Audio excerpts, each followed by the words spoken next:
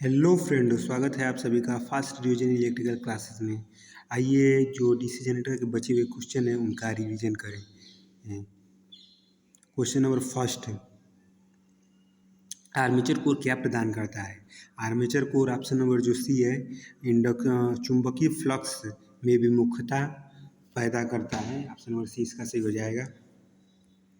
102 number question देखते हैं। Armature प्रतिक्रिया में डैश के लिए ब्रशों को बिल्कुल चुंबकीय न्यूट्रल अक्ष पर रखा जाता है, तो आर्मेचर प्रतिक्रिया को कम करने के लिए ऑप्शन नंबर ए हो जाएगा। 103 क्वेश्चन नंबर 103 है, एक कम्यूटेटर के आसन्न क्षेत्रों से जुड़े किसी कुंडली के शुरुआती और समाप्ति छोरों को डैश के रूप में जाना जाता है, तो लैप वाइंडिंग के रूप में जाना जाता है। क्वेश्चन नंबर 104, क्वेश्चन नंबर 104 है, आर्मेचर प्रतिक्रिया आर्मेचर विद्युत धारा द्वारा डैश पर निर्माण किए गए चुंबकीय क्षेत्र का प्रभाव होता है, तो क्षेत्र पर होता है, क्षेत्र फ्लक्स पर। क्वेश्चन नंबर 105, इंटरपोल पद्धति में इंटरपोल को मुख्य पोल के बीच में रखा जाता है स्पार्किंग को कम करने के लिए। किसी डीसी जनरेटर में अधिकतम ईएमएफ तब उत्पन्न होता है जब बी वाला हो जाएगा, फ्लक्स के परिवर्तन की दर अधिकतम होती है तब। क्वेश्चन नंबर 106, डीसी जनरेटर में अधिकतम फ्लक्स कब उत्पन्न होता है, तो जब फ्लक्स परिवर्तन की दर अधिकतम हो।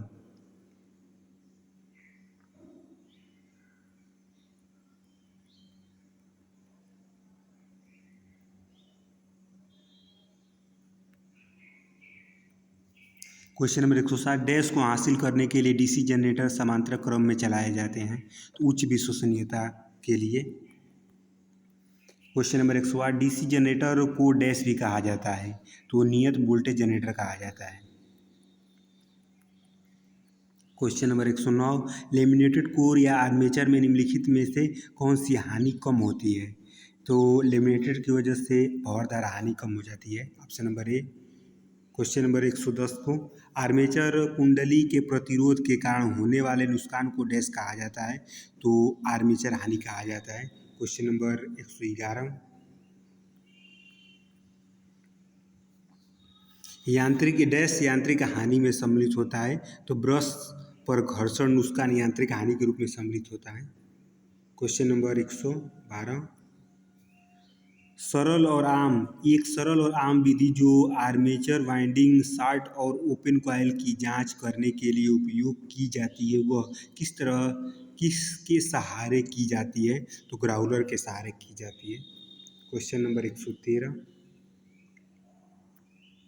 क्वेश्चन नंबर 113, 128 स्लॉट वाले एक 8 पोल आर्मेचर वाइंडिंग के लिए 15 खांचों पर फैली हुई कॉइल को क्या कहा जाता है, तो इसे एक स्लॉट पिच द्वारा 60 कोडेड होता है, एक स्लॉट पिच द्वारा 60 कोडेड होता है। क्वेश्चन नंबर 114,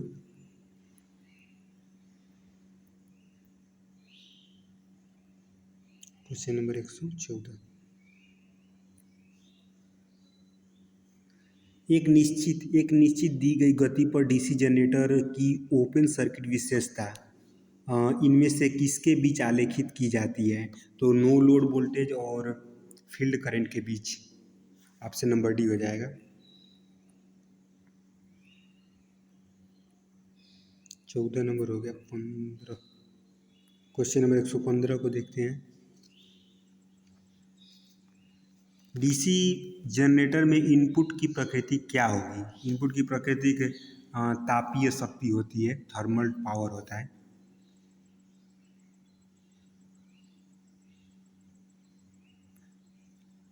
डीसी जनरेटर की इनपुट शक्ति तापीय शक्ति नहीं होगा, यांत्रिक शक्ति होगा। यांत्रिक रूप से हम डीसी जनरेटर में शक्ति को देते हैं, उसे विद्युत में परिवर्तित करता है। क्वेश्चन नंबर 116, निम्नलिखित कथनों को पढ़िए और सही कथन को चुनिए। कथन फर्स्ट है, डमी कॉइल को वे वाउंड आर्मेचर पर रखा जाता है जब आर्मेचर बार और स्लॉट का अनुपात एक पूर्ण संख्या हो। प्रथम कथन गलत है, इसलिए कि जब एक पूर्ण संख्या होगी तो कुंडली या वाइंडिंग बैलेंस होगी। वाइंडिंग जब बैलेंस होगी तो डमी कॉइल की ज़रूरत ही नहीं पड़ेगी। इसीलिए डमी कॉइल को अनबैलेंस स्थिति को मैकेनिकल बैलेंस के लिए यूज किया जाता है। कथन सेकेंड को देखते हैं। डमी कॉइल को वे वाउंड आर्मेचर पर रखा जाता है जब प्रति स्लॉट प्रति वेबर कॉइल साइड की संख्या पोल युग्म का गुणक होता है। गुणक होने का मतलब कि बैलेंस हो, तो बैलेंस होने की कंडीशन में डमी कॉइल का यूज नहीं किया जाता है, तो क्वेश्चन सेकेंड भी गलत हो जाएगा। इसका दोनों गलत होंगे तो ऑप्शन नंबर बी सही हो जाएगा। फर्स्ट क्वेश्चन और सेकेंड स्टेटमेंट दोनों गलती हो जाएंगे। क्वेश्चन 117 को देखते हैं। क्वेश्चन 117, आर्मेचर रिएक्शन के प्रभाव को कम करने के लिए इस्तेमाल की जाने वाले इंटरपोल में ऑप्शन देखते हैं, इधर होगा ऑप्शन नंबर डी सही होगा। कम संख्या में मोटे तार से निर्मित टर्न होंगे।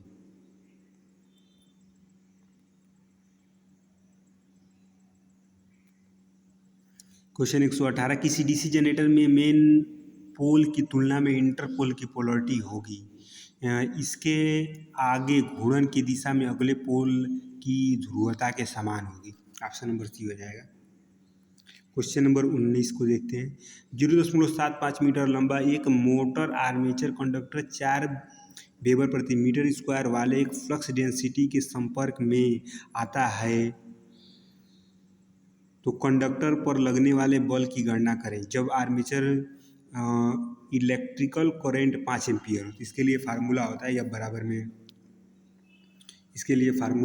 बराबर में बल बराबर में होता है BIL साइन थीटा होता है। साइन थीटा होता है तो B का मान फ्लक्स का मान दिया हुआ है 4 वेबर, I का मान धारा जो दिया हुआ है 5 एम्पियर दिया है, L का मान 0.7 रख करके गुणा करने पर 15 न्यूटन का बल लगेगा।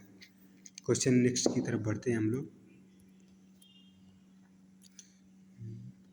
क्वेश्चन नंबर 20 है, भौर द्वारा हानि डीसी मशीन के किस भाग में होता है? तो भौर द्वारा हानि आर्मेचर में होता है। इधर ऑप्शन नंबर सी हो जाएगा, आर्मेचर में होता है या कोर में होता है।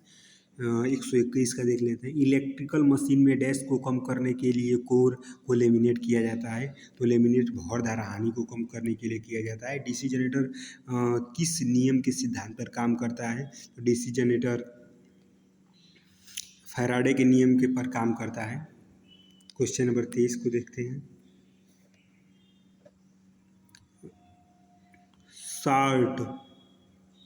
60 डैश कंपाउंड जनरेटर एक डीसी जनरेटर का प्रकार होता है, तो 60 शंट कंपाउंड जनरेटर एक डीसी जनरेटर का प्रकार होता है। ऑप्शन नंबर सी हो जाएगा। 24 नंबर क्वेश्चन को देखते हैं।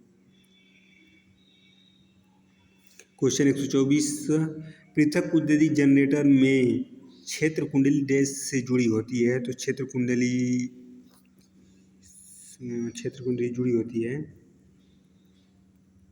इधर। क्षेत्र कुंडली इसकी जुड़ी होती है आर्मेचर के साथ श्रेणी क्रम में जुड़ी होती है। क्वेश्चन 25 को देखते हैं।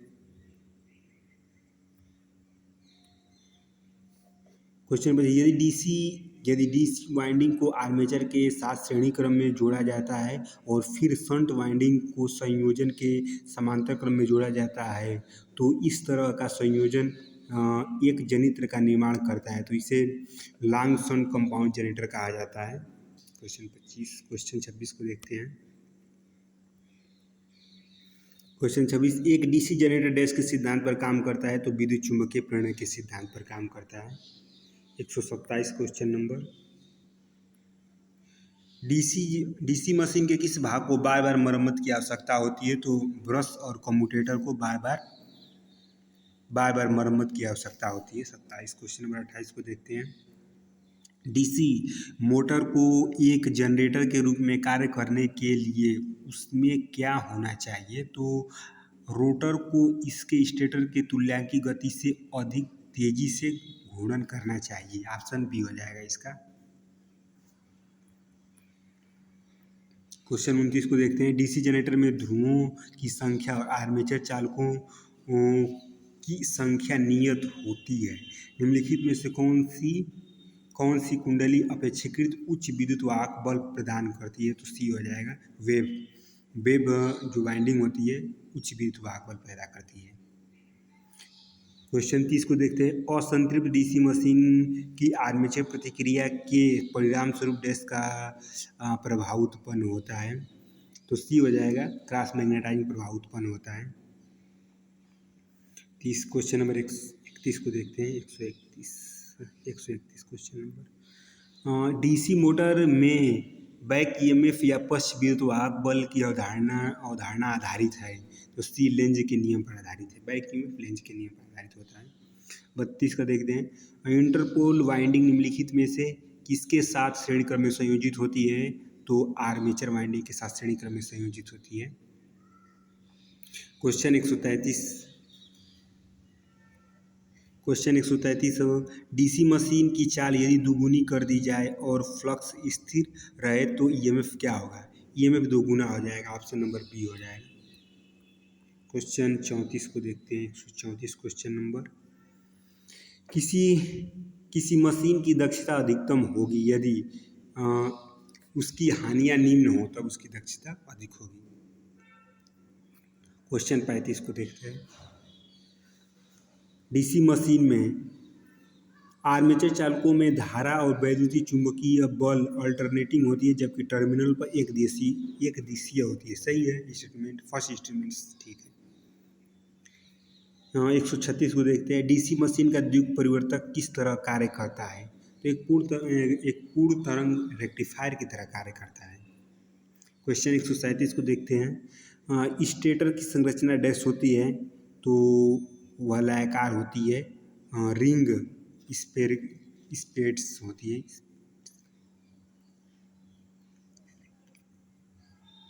रिंग शेप की होती है।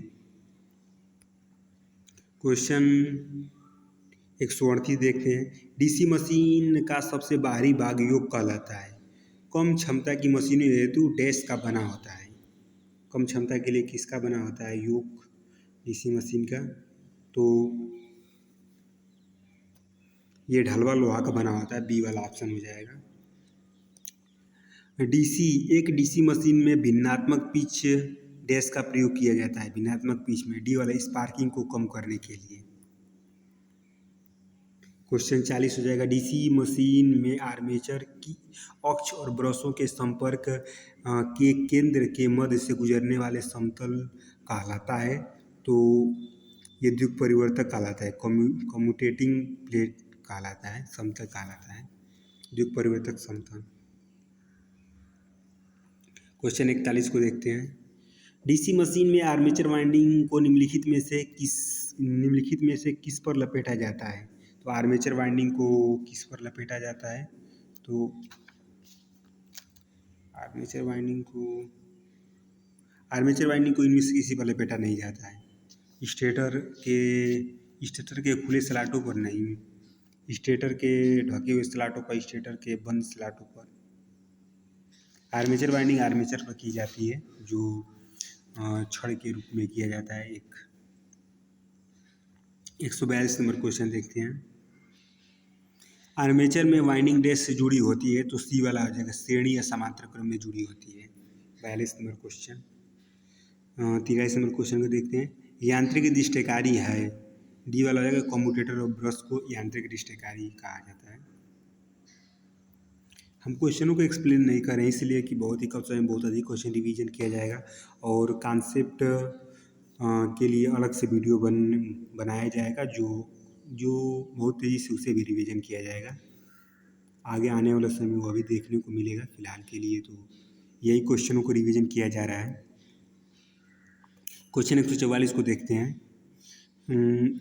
किसी डीसी मशीन में यदि पी पोलों की संख्या n आर्मेचर स्पीड आरपीएम में हो तो कुंडली व्युत्क्रमों की आवृत्ति क्या होगी? तो ये Pn/120 हो जाएगा। बी वाला सही हो जाएगा। डीसी मशीन में लौ हानि निम्नलिखित में होती है। तो आर्मेचर रोटर में होती है। डी वाला हो जाएगा। क्वेश्चन 146, डीसी मशीन में निम्नलिखित में से किस प्रकार की वाइंडिंग का प्रयोग किया जाता है? तो लैप और वेव दोनों वाइंडिंग का प्रयोग किया जाता है, सी नंबर हो जाएगा। 47 नंबर देखते हैं, डीसी मशीन में आर्मेचर प्रतिक्रिया का प्रभाव निम्नलिखित में से कौन सा नहीं है? तो डी, यह मोटर की स्पीड में वृद्धि करता है। 47 नंबर हो गया। 48 नंबर देखते हैं, डीसी मशीन की वाइंडिंग पूर्ण पिच वाइंडिंग कहलाती है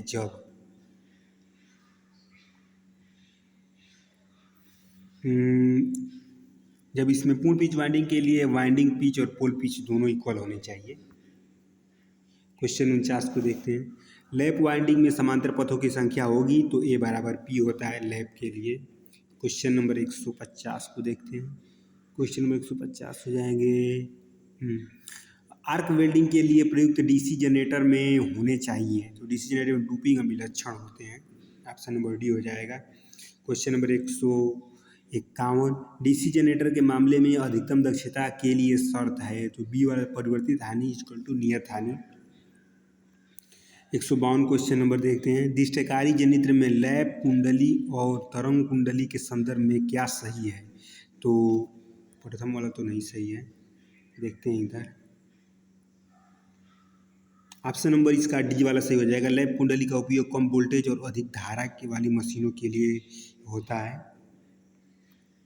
क्वेश्चन 153 को देखते हैं, दिष्टकारी जनित्र में क्रम विनिमय का काम क्या होता है? तो बी वाला मतलब कम्यूटेटर का क्या कार्य होता है? तो एसी को डीसी में, जो आर्मेचर में एसी करंट पैदा होती है उसे डायरेक्ट करंट में परिवर्तन करती है। 54 नंबर देखते हैं, क्वेश्चन 154, किसी डीजल जनरेटर सेट में यदि सफ़ेद धुआं दिखाई देता है तो सूचित करता है कि पानी, ये वाला से दहन कक्ष में पानी है, ये वाला भी। 155 क्वेश्चन नंबर देखते हैं, डीसी शंट जनित्र की चुंबकीय अभिलक्षण वक्र किन चीज़ों के बीच में खींची जाती है? तो वाई अक्ष पर प्रेरित ईएमएफ और एक्स अक्ष पर क्षेत्र धारा पर निर्भर करती है, डी वाला हो जाएगा इसका। क्वेश्चन नंबर 156 को देखते हैं, डीजल जनरेटर सेट में उपयोग होने वाले लुब्रिकेंट तेलों का सेल नंबर क्या प्रदर्शित करता है? तो श्यानता प्रदर्शित करता है, विस्कोसिटी कहा जाता है इसे। 157 का देखते हैं, जब एक शंट जनित्र समान दिशा में और सामान्य गति से घूमने पर वोल्टेज उत्पन्न नहीं करती है तो क्या कारण होगा? पोलों में अवशिष्ट चुंबकत्व न होने के कारण हो सकता है। 158 का देखते हैं, ऑटोमोबाइल की बैटरी को आवेशित करने के लिए किस जनित्र का उपयोग किया जाता है? तो शंट जनरेटर का यूज किया जाता है।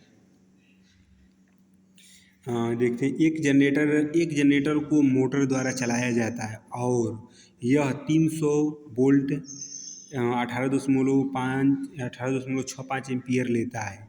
इसकी दक्षता 75% हो तब मोटर की अश्वशक्ति होगी। तो इसे आउटपुट बटा में इनपुट से दक्षता वाले फार्मूले का यूज़ किया जाएगा, लग जाएगा।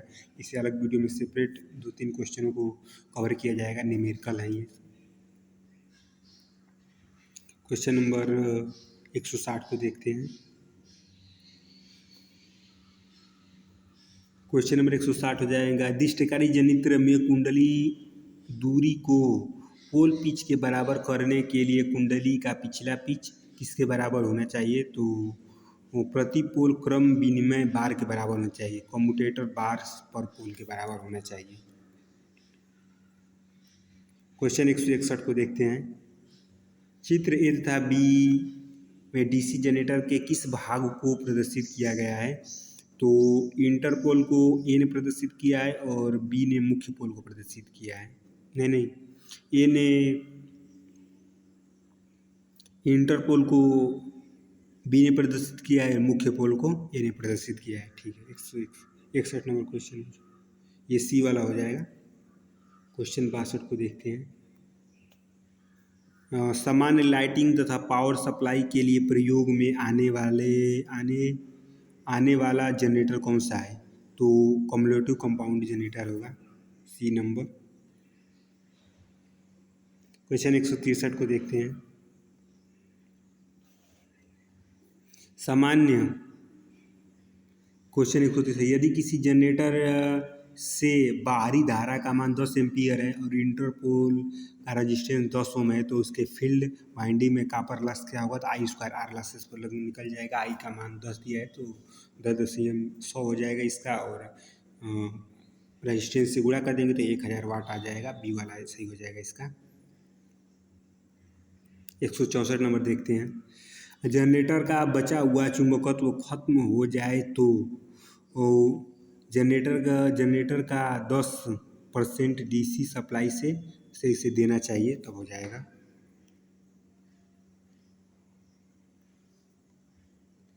ऑप्शन नंबर इसका बी वाला हो जाएगा।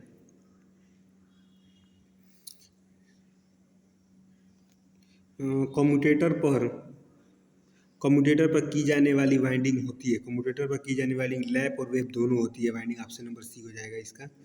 नेक्स्ट क्वेश्चन की तरफ बढ़ते हैं। क्वेश्चन 66 को देखते हैं। डीसी पार्श्व जनित्र की क्रांतिक चाल वह चाल होती है जिसके नीचे जनित्र वोल्टेज बनाने में असफल होता है। ऑप्शन नंबर ए इसका सही हो जाएगा। ऑप्शन नंबर इसका ए वाला सही हो जाएगा।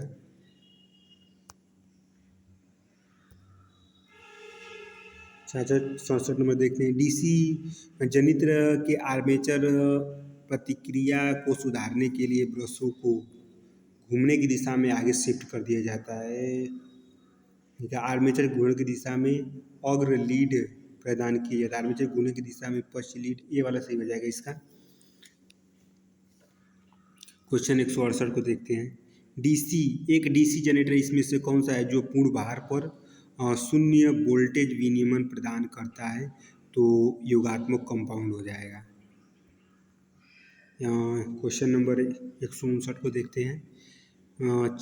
4 ध्रुवों वाली डीसी जनरेटर 1800 आरपीएम पर चल रहा है तो आर्मेचर में धारा की आवृत्ति क्या होगी? इनमें से सभी हो जाएगा। 25 हर्ट्ज, 30 हर्ट्ज, 50 हर्ट्ज। क्वेश्चन 170 को देखते हैं।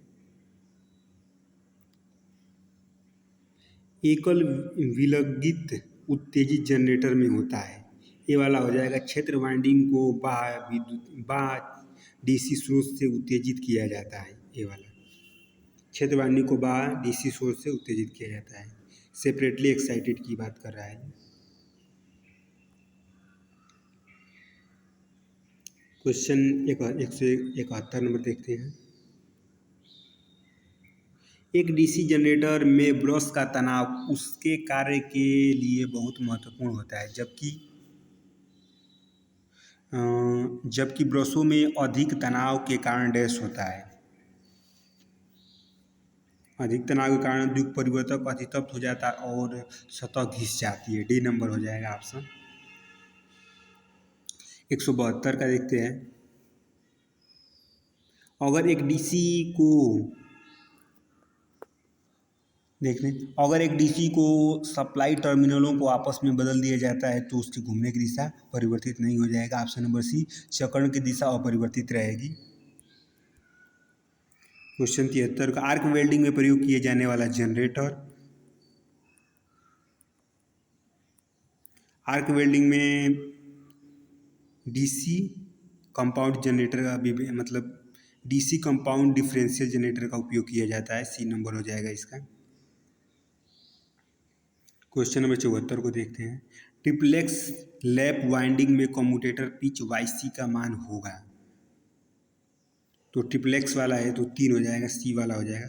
क्वेश्चन 75 को देखते हैं।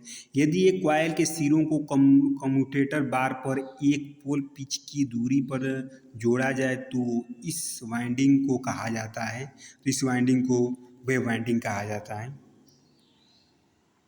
76 देखते हैं। कॉइल के सिरों को कम्यूटेटर सेगमेंट पर जोड़ने की प्रक्रिया को क्या कहा जाता है? जोड़ने की प्रक्रिया को कॉइल कनेक्शन कहा जाता है। लेबल कंपाउंड डीसी जनरेटर का उपयोग निम्न कार्य के लिए किया जाता है, तो प्रकाश देने के लिए, लाइटिंग के लिए इसका यूज किया जाता है। डीसी जनित्र डीसी जनरेटर में प्रेरित ईएमएफ का सूत्र प्रति ध्रुव औसत चुंबकीय फ्लक्स जेड चालकों की संख्या, एन आरपीएम में घूर्णन की गति, पी ध्रुवों की संख्या, ए आर्मेचर पथों की संख्या। तो इसका फार्मूला हो जाएगा ई बराबर में 5 PN/Z अपान में 60 ए हो जाएगा। तो ए वाला ऑप्शन सही है। 5 ZP अपान में 60 ए दिया इंटू में पी बाई ए है। 78 हो गया क्वेश्चन। 79 नंबर देखते हैं। 179 क्वेश्चन 179 कौन सा डीसी जनित्र सभी लोड पर स्थिर वोल्टेज देता है? तो लेबल कंपाउंड जो होता है स्थिर लोड पर मतलब स्थिर वोल्टेज देता है, लेबर कंपाउंड जनरेटर होता है, अस्तर compound generator. Option number A हो जाएगा। क्वेश्चन 80 नंबर को देखते हैं। डीसी जनरेटर कुंडली डैश की कोटियों का होता है? तो डी वाला हो जाएगा। लैप और वेब दोनों कोटियों का होता है। क्वेश्चन नंबर 80 हो चुका है। 81 नंबर देखते हैं। डीसी जनरेटर में लौ हानियों के अंतर्गत निम्नलिखित आता है? तो शैथिल और भंवरधानियाँ दोनों आती है लौ हानियों के अंतर्गत। क्वेश्चन 82 डीसी जनरेटर में लौ हानियों के अंतर्गत।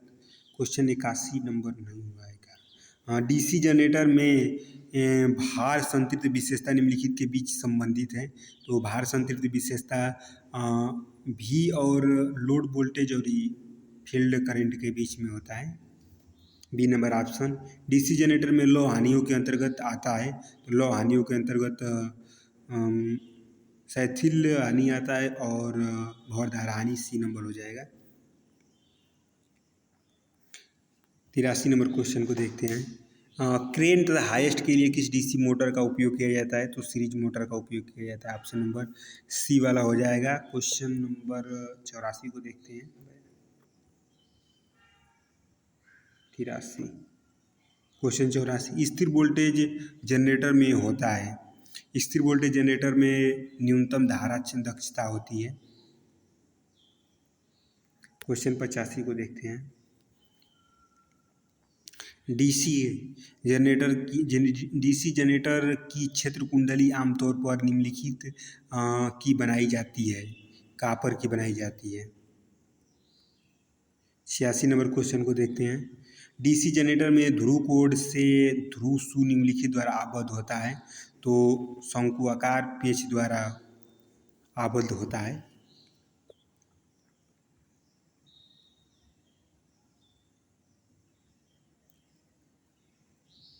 88 क्वेश्चन 87 लैप वाइंडिंग में ब्रशों की संख्या सदैव होती है?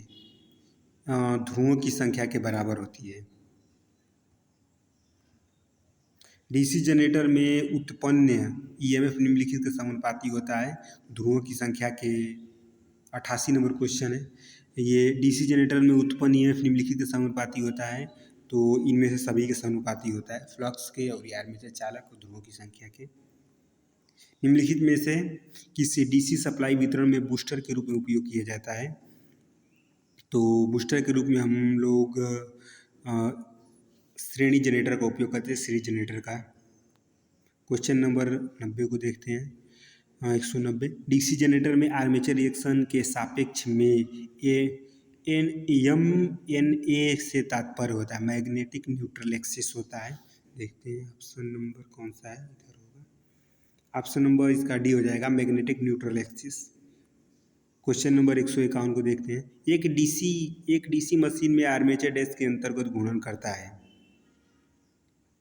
बी वाला हो जाएगा स्टेटर। स्थिर स्टेटर होता है। डीसी मशीन में आर्मेचर डैश के अंतर्गत घूर्णन करता है तो स्थिर स्टेटर के अंतर्गत घूर्णन करता है।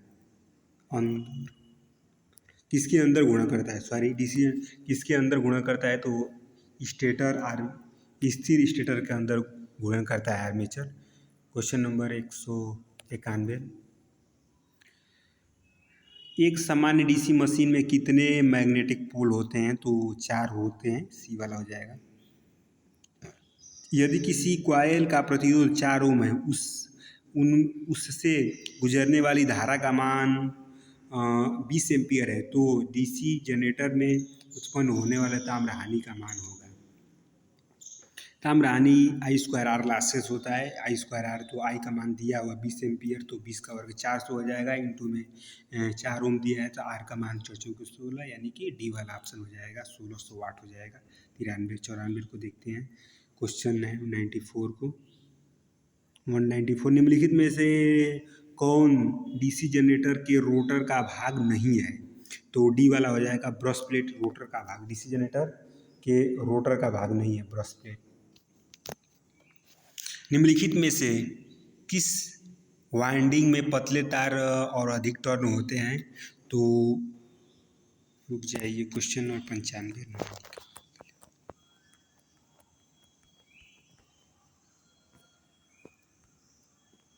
निम्नलिखित में से किस वाइंडिंग में पतले तार एवं अधिक टर्न होते हैं? तो इसमें शंट वाइंडिंग में पतले तार अधिक टर्न होते हैं। क्वेश्चन नंबर 96 को देखें। 96, एक डीसी जनरेटर की वेव वाइंडिंग में 8 पोल तथा 4 चालक 600 आरपीएम की गति से घूमकर 0.5 वेबर पर चुंबकीय फ्लक्स उत्पन्न करता है, तो प्रेरित ईएमएफ का मान होगा। तो प्रेरित ईएमएफ का मान हो जाएगा, इसमें यही फार्मूला होगा, 5PN/60 पर लगेगा। ये बराबर में इसे ये जब 5PN/60A इसी पर इसका यूज करके इसे लगाया जा सकता है।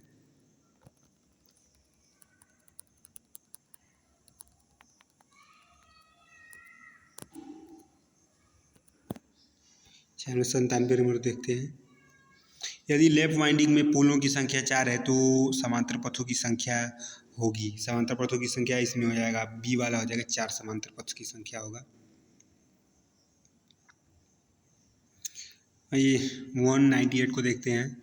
निम्नलिखित में से किसकी मदद से डीसी मशीन में आर्मेचर प्लेटों को समांतर या समान दूरी पर रखा जाता है? तो सीरा प्लेट के जरिए इसे रखा जाता है। ऑप्शन नंबर डी हो जाएगा। मच्छर काट रहे हैं।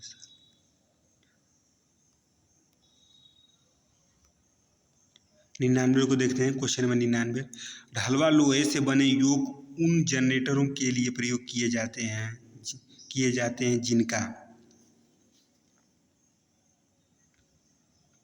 इसका कम किलोवाट होता है, जो किलोवाट कम होते हैं, लो किलोवाट। निम्नलिखित में से कौन कम्यूटेटर से धारा संग्रहित करता है? तो ब्रश कम्यूटेटर से धारा को संग्रहित करता है। क्वेश्चन 101 नंबर को देखते हैं। इधर होगा, जिस विधि से डीसी जनरेटर में विद्युत वाहक बल प्रेरित होता है वह कहलाता है। तो ये जनित गति बी वाला हो जाएगा। इसका गतिज के जरिए होता है, गति के जरिए गतिता प्रेरित होता है। क्वेश्चन नंबर 102, डीसी जनित्र का कार्य सिद्धांत डैश होता है। डीसी जनित्र का कार्य सिद्धांत इधर होगा।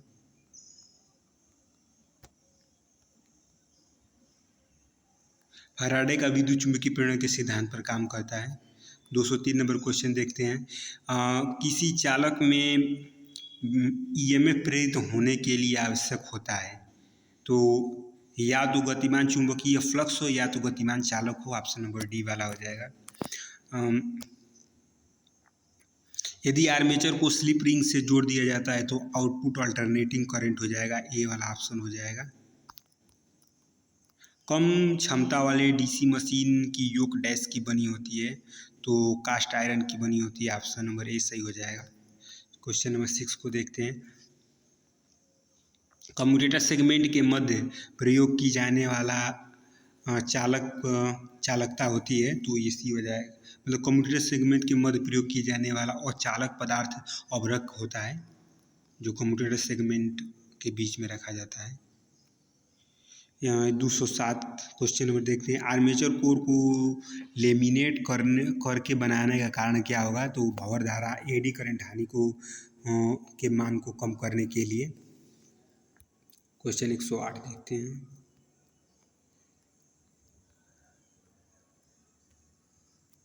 क्वेश्चन 108 है चुंबकीय फ्लक्स के एक समान वितरण के लिए आर्मेचर को चारों ओर से पोल स्थापित किए जाते हैं। चुंबकीय फ्लक्स को एक समान वितरण के लिए आर्मेचर के चारों ओर मतलब पोल स्थापित किए जाते हैं। पोल पर ही पोल लगाए जाते हैं। क्वेश्चन 109 को देखते हैं। सामान्य आर्मेचर प्रतिरोध का मान होता है 1 ओम होता है, 1 ओम से कम ही होता है, 0.15 से 1 ओम तक होता है। क्वेश्चन 110 को देखते हैं। डीसी जनरेटर में ब्रश का वोल्टेज ड्रॉप बढ़ जाता है यदि लोड करंट बढ़ने पर वोल्टेज ड्रॉप भी बढ़ जाता है।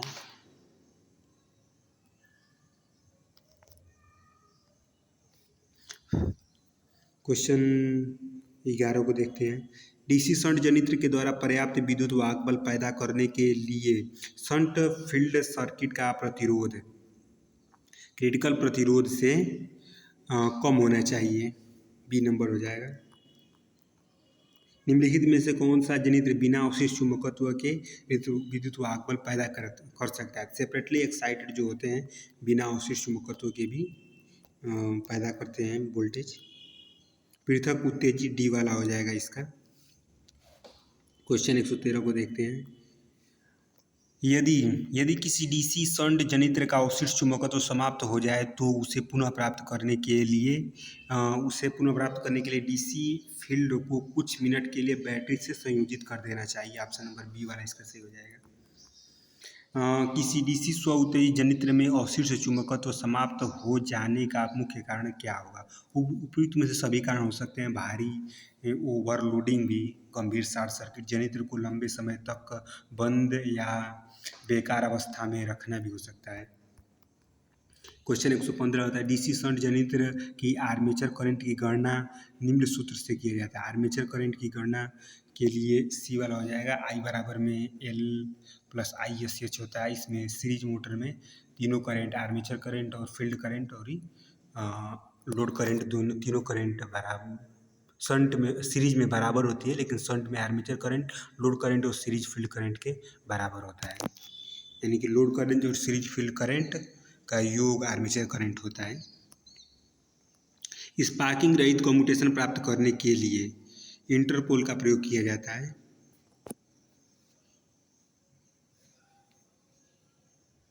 ठीक, क्वेश्चन नंबर 117 को देखते हैं।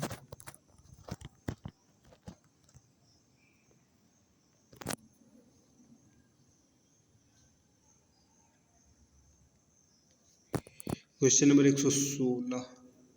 स्पार्किंग कम्यूटेशन प्राप्त के लिए कार्बन ब्रश का प्रयोग करते हैं, सही है। इंटरपोल का प्रयोग करते हैं, यह भी सही है। कंपनसेटिंग वाइंडिंग का प्रयोग करते हैं, यह भी ठीक है। उपयुक्त में तीनों विधियों का प्रयोग करते हैं। क्वेश्चन नंबर 17 को देखते हैं। डीसी जनित्र में प्रयुक्त इंटरपोल की ध्रुवता होगी। इंटरपोल की ध्रुवता आने वाले पोल मतलब घूमने की दिशा वाले अगले पोल के समान होती है, तो घूर्णन की दिशा में आगामी पोल की ध्रुवता के समान होगी। ऑप्शन नंबर बी हो जाएगा। उच्चतम दक्षता प्राप्त करने के लिए डीसी जनरेटर में ब्रशों को रखना चाहिए, तो एमएनए पर रखना चाहिए, बी वाला हो जाएगा। 19 को देखते हैं। लंबी पारेषण लाइनों के द्वारा किसी लोड को स्थिर वोल्टेज प्रदान करने के लिए कौन सा कंपाउंड जनित्र उपयुक्त रहेगा? तो ओवर कंपाउंड जनित्र। क्वेश्चन नंबर 120 को देखते हैं। लगातार कार्य करने वाले डीसी जनित्र के इंसुलेशन प्रतिरोध का मान कम होने का कारण क्या होगा? बी वाला आर्मेचर तथा राकर आर्म पर कार्बन चूर्ण जमा हो जाना। ऑप्शन नंबर सही है। आर्मेचर तथा राकर आर्म पर कार्बन चूर्ण जमा हो जाना। 121 नंबर देखते हैं। किसी डीसी जनित्र का आउटपुट निम्न समीकरण से दर्शाया जाता है, तो बी वाला हो जाएगा। ई बराबर में V plus I A R हो जाता है। 21 नंबर 22 नंबर देखते हैं। Question number 22। डीसी जनित्र की क्षमता होगी। डीसी जनित्र की क्षमता 85 से 95% तक होती है, सबसे अधिक दक्षता होती है। ट्रांसफार्मर से कम ही होती है। मोटरों में सबसे अधिक दक्षता होती है डीसी मोटरों की। क्वेश्चन नंबर 23 को देखते हैं। डीसी जनित्र में कौन सी क्षति लोड के साथ परिवर्तित होती है? तो ताम्र क्षति लोड के साथ परिवर्तित होती है। डीसी मशीन की चाल, डीसी मशीन की चलती हालत में घिसने के कारण, डीसी मशीन की चलती हालत में घिसने के कारण डीसी मशीन का कार्बन ब्रश छोटा हो जाता है। कितनी लंबाई पर ब्रश को बदलना पड़ता है? तो डी वाला हो जाएगा, मूल लंबाई का 2/3 होने पर इसे बदलना पड़ता है। क्वेश्चन 24 का देखते हैं। 24 को, निरीक्षण के दौरान किसी डीसी जनित्र का द्विक परिवर्तक घिसा हुआ पाया जाता है, तो सैंड पेपर का उपयोग निरर्थक है, तो सबसे उत्तम उपाय क्या है? तो इसे कम्यूटेटर को परिवर्तित करना चाहिए। कम्यूटेटर को बी वाला हो जाए, कम्यूटेटर को बदल देना चाहिए। 26 नंबर देखते हैं। निम्नलिखित में से किसे अपरिवर्तित डिस्टेकारी धारा की आवश्यकता होती है? तो चल नियामक के लिए अनिवार्य डीसी धारा की आवश्यकता होती है। सॉरी, निम्नलिखित में से किसी अनिवार्य डीसी धारा की आवश्यकता होती है? तो चल नियामक के लिए अनिवार्य डीसी धारा की आवश्यकता होती है। क्वेश्चन 127 को देखते हैं। डीसी शंट जनरेटर का क्रांतिक प्रतिरोध डैश के बराबर होता है, तो इसका क्रांतिक प्रतिरोध जो होता है क्षेत्र के बराबर होता है। डायनोमो एक मशीन होता है जिसका काम होता है यांत्रिक ऊर्जा को विद्युत ऊर्जा में परिवर्तित करता है। डी वाला हो जाएगा। Question number 29। 110 वोल्ट जनित्र का शीतलन आधारित डैश के द्वारा किया जाता है, तो इसका शीतलन डीसी 110 मेगावाट जनित्र का शीतलन साधारणतः डैश के द्वारा किया जाता है, तो 29 हाइड्रोजन के द्वारा किया जाता है मेगावाट में 110 मेगावाट। एक आदर्श डीसी जनरेटर वह होता है जिसमें वोल्टेज रेगुलेशन डैश होता है, जिसमें वोल्टेज रेगुलेशन 0 होता है। सी वाला 30 का सी है।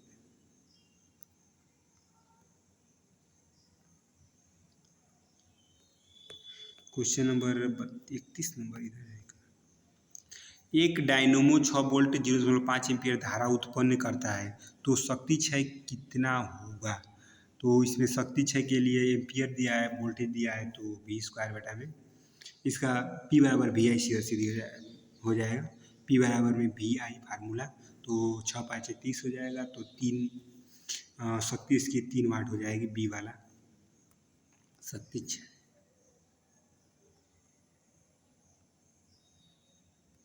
Question number 32। कम्यूटेटर के अधिक गंदा होने पर उसकी सफाई की जाती है, तो पेट्रोल से की जाती है। डी नंबर हो जाएगा। बड़ी क्षमता वाले जनरेटरों में ब्रश किस पदार्थ के बने होते हैं? तो ब्रश बड़ी क्षमता वाले के लिए कॉपर के बने होते हैं। सी वाला हो जाएगा। क्वेश्चन नंबर 34 को देखते हैं। 234। आर्मेचर प्रतिक्रिया किसके द्वारा स्थापित चुंबकीय क्षेत्र का प्रभाव होता है? तो आर्मेचर प्रतिक्रिया जो होता है पश्च विद्युत वाहक बल के कारण होता है, नहीं, आर्मेचर करंट के कारण होता है। सॉरी, आर्मेचर प्रतिक्रिया किसके द्वारा स्थापित चुंबकीय क्षेत्र का प्रभाव होता है? तो आर्मेचर करंट का प्रभाव होता है। डीसी जनित द्वारा जनित ईएमएफ निर्भर करता है, तो ईएमएफ यह फ्लक्स और गति दोनों पर निर्भर करता है। फ्लक्स और गति दोनों पर निर्भर करता है। सी वाला हो जाएगा इसका। 136 नंबर क्वेश्चन। डीसी धारा जनित्र में कम्यूटेटर का एकमात्र उद्देश्य होता है। कम्यूटेटर का एकमात्र उद्देश्य प्रेरित प्रत्यावर्तक धारा को डिश धारा में बदलने के लिए होता है। 36 हो चुका है। 37 नंबर क्वेश्चन। किसी जनरेटर का विद्युत वाहक बल किस पैरामीटर पर निर्भर करता है? तो सभी पर निर्भर करता है। इसमें फ्लक्स प्रति ध्रुव पर, चालकों के तारों की संख्या पर, ध्रुवों की संख्या पर। अवशिष्ट चुंबकत्व का होना महत्वपूर्ण नहीं है। यदि डीसी जनरेटर डैश के रूप में संयोजित है, तो अंतः उत्तेजित रूप से जब संयोजित होता है तो अवशिष्ट चुंबकत्व का होना जरूरी नहीं होता है। क्वेश्चन 129 को देखते हैं। जब जब ध्रुवों का फ्लक्स दोगुना किया जाता है और गति भी दोगुनी की जाती है तो जनरेटर का प्रेरित ईएमएफ होगा, तो 4 गुना हो जाता है। Option number D. Question number 40 को देखते हैं। किस प्रकार की डीसी मशीन में अवशिष्ट चुंबकत्व की आवश्यकता होती है? तो स्व उत्तेजित जनरेटरों में अवशिष्ट चुंबकत्व की आवश्यकता होती है। आर्मेचर की करंट में होने वाले परिवर्तन को क्या कहा जाता है? तो कम्यूटेशन कहा जाता है।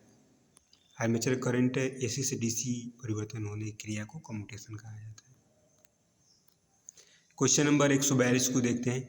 ज़्यादा से ज़्यादा भाप टर्बो प्रत्यावर्तकों को डैश के लिए कुंडलित किया जाता है? तो भाप टर्बो तो 2 ध्रुवों के लिए कुंडलित किया है, 2 ध्रुवों के लिए बनाए जाते हैं। नहीं, भाप टर्बो जनरेटरों को 2 ध्रुवों के लिए बनाए जाते हैं। सही है, 2 ध्रुवों के लिए। कम ध्रुव होने पर अधिक तेजी से घूर्णन करेगा, तो भाप टर्बो के लिए बहुत अधिक तेजी से घूमता है तो 2 ध्रुव रखे जाते हैं।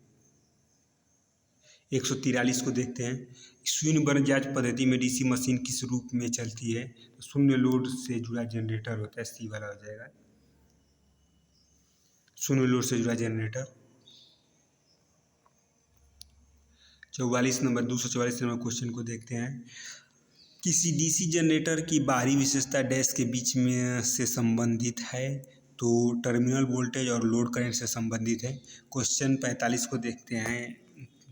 तो क्वेश्चन नंबर 45 का किसी डीसी जनरेटर की वोल्टेज को डैश के द्वारा बढ़ाया जा सकता है? तो वो गति को बढ़ा करके इसका वोल्टेज बढ़ाया जा सकता है। क्वेश्चन 46 को देखते हैं। यदि किसी डीसी जनरेटर का शून्य लोड वोल्टेज तथा पूर्ण लोड वोल्टेज समान हो तो जनरेटर लेवल कंपाउंड होगा। शून्य लोड वोल्टेज में जब परिवर्तन नहीं होता है तो। 47 नंबर क्वेश्चन नंबर 47। प्राथमिक वाइंडिंग से होकर जाने वाले करंट द्वारा बना फ्लक्स डैश में ईएमएफ पैदा करता है? तो प्राथमिक और द्वितीयक दोनों में ईएमएफ दोनों वाइंडिंग में ईएमएफ पैदा करता है। क्वेश्चन 48 को देखते हैं। किसी डीसी जनरेटर में इंटरपोल फील्ड कॉइल को डैश में जोड़ा जाता है? तो आर्मेचर वाइंडिंग के साथ श्रेणी क्रम में जोड़ा जाता है, बी वाला हो जाएगा। क्वेश्चन 49 को देखते हैं। अगर सीरीज मोटर का फील्ड कनेक्शन उल्टा कर दिया जाता है तो क्या हो जाएगा? तो भयावह गति प्राप्त करेगा। ओपन कर दिया जाएगा तो क्या हो जाएगा? या टूट जाए। ये फिर से क्वेश्चन देख लेते हैं। अगर सीरीज मोटर का फील्ड कनेक्शन टूट जाता है तो वह भयावह गति प्राप्त करेगा, तो बहुत तेजी से गति घूमेगा। क्वेश्चन 50 को देखते हैं।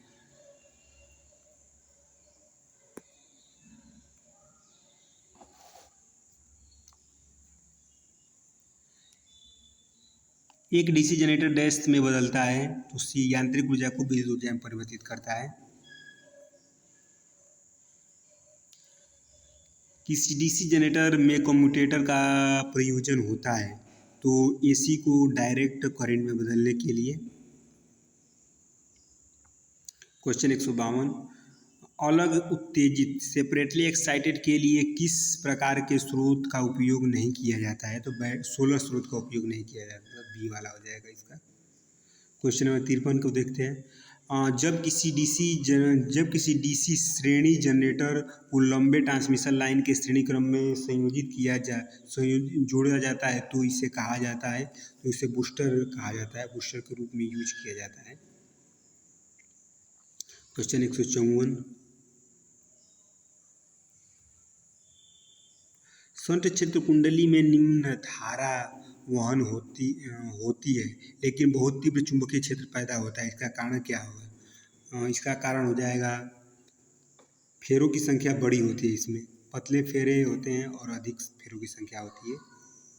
क्वेश्चन 55 को देखते हैं। क्षेत्र कुंडली को लपेटने के लिए किस प्रकार के तार का उपयोग किया जाता है?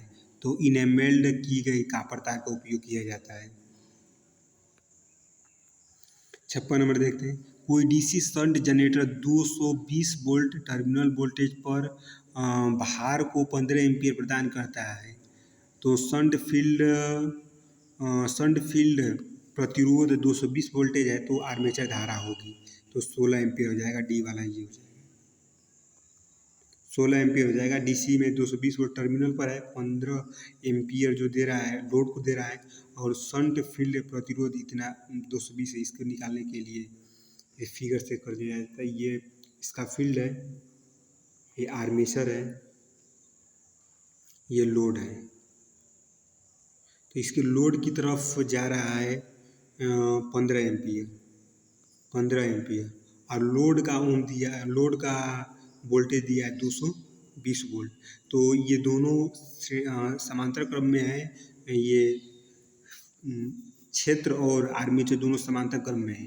तो क्षेत्र में जितना वोल्टेज होगा उतना ही वोल्टेज लोड में होगा। तो लोड वोल्टेज 220 दे रखा है, तो क्षेत्र का भी वोल्टेज 220 वोल्ट होगा। और क्षेत्र का हमें वोल्टेज पता चल चुका है 220 वोल्ट, और क्षेत्र का हमें रेजिस्टेंस दिया है 220 वोल्ट। तो 220 से इसमें भाग दे देंगे तो क्षेत्र में धारा आ जाएगी 1 एम्पीयर, यानी कि इधर 1 एम्पीयर आ रही है तो आर्मेचर द्वारा कितना पैदा किया गया होगा, 15 एम्पीयर इधर जा रही है, 1 एम्पीयर इधर आ जाए तो आर्मेचर 16 एम्पीयर पैदा किया है, उत्पन्न किया है। तो इसका हो जाएगा 16 एम्पीयर, डी वाला हो जाएगा। 57 नंबर क्वेश्चन को देखते हैं।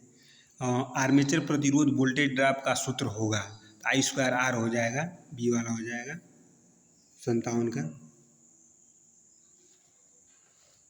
नहीं, आर्मेचर प्रतिरोध वोल्टेज ड्रॉप होगा। आर्मेचर प्रतिरोध का वोल्टेज ड्रॉप IA और RA होता है। वोल्टेज ड्रॉप पूछ रहा है, आर्मेचर कॉपर हानि नहीं पूछ रहा है। ए नंबर सही हो जाएगा।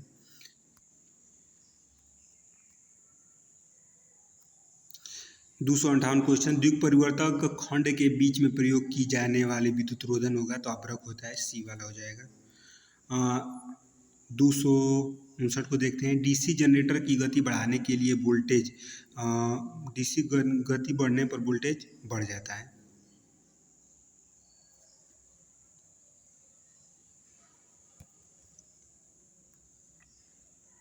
डीसी जनरेटर की गति बढ़ने पर वोल्टेज बढ़ जाता है। क्वेश्चन नंबर 60 को देखते हैं। कोई डीसी शंट जनरेटर 220 वोल्टेज पर भार को 15 एम्पीयर प्रदान करता है। तो शंट फील्ड में 220 ओम है, तो आर्मेचर धारा होगी 16 एम्पीयर हो जाएगा। ये तो क्वेश्चन लगाया गया है।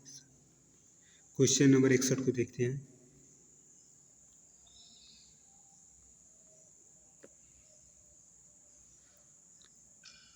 अलग उत्तेजित के लिए, अलग उत्तेजन सेपरेटली एक्साइटेड के लिए किस प्रकार के जनरेटर का उपयोग किया जाता है। तो अलग से उत्तेजित करने के लिए